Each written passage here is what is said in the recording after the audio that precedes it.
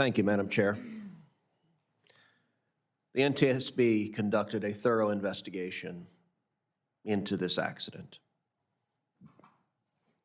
What did the NTSB investigation show about what would have happened if both aircraft had been equipped with ADS-B? The accident wouldn't have happened.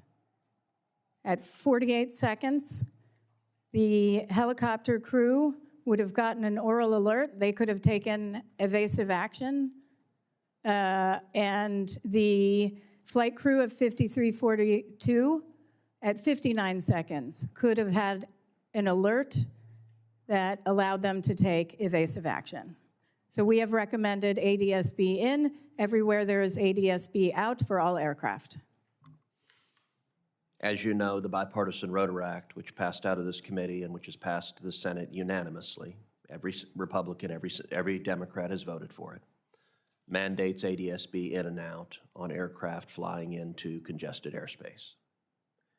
In your professional judgment, if the Rotor Act had been the law at the time of this accident, would the accident have occurred? No. It wouldn't have occurred, though this helicopter route shouldn't have existed, but that's another story. No, I don't believe it would have occurred. Well, and as you know, that's another component of the Rotor Act is mandating a reassessment of helicopter routes as well. ADS-B out and in is not new technology. Today, the FAA only requires ADS-B out, which sends signals directly to air traffic control.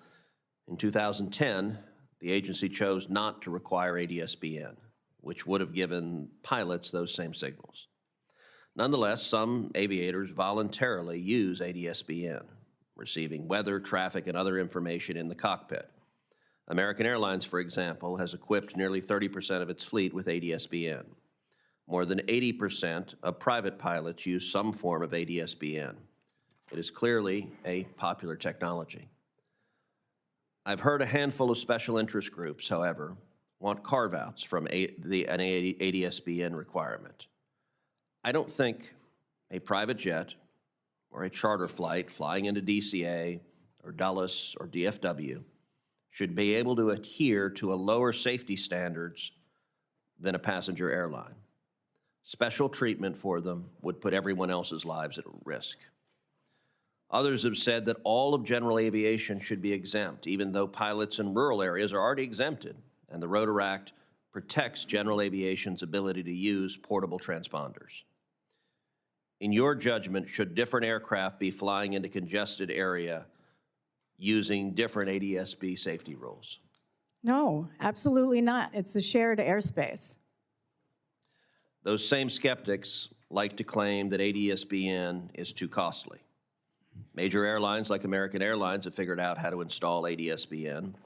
Every new Gulfstream has ADS-B in. And of course, the Rotor Act only requires ADS-B in for planes flying into busy airspace. A crop duster flying in Arkansas isn't going to need it and won't be affected.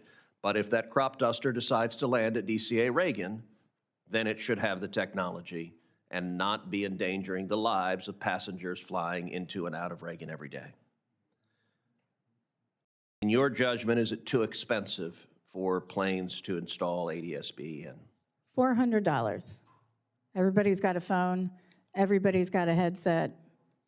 $400. Maybe you get an iPad. It's a little more expensive, but that isn't costly. American Airlines, less than $50,000 a plane to retrofit.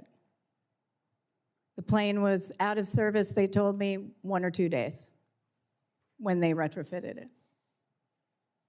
Each plane.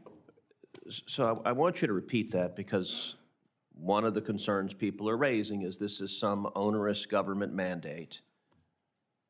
A private pilot can get the equipment necessary, A, to keep himself or herself safer, B, to keep everyone else flying into that congested airplace safer. They can get that equipment for $400. You already have a headset. Everybody has a phone. Some people have iPads. $400. This is the receiver.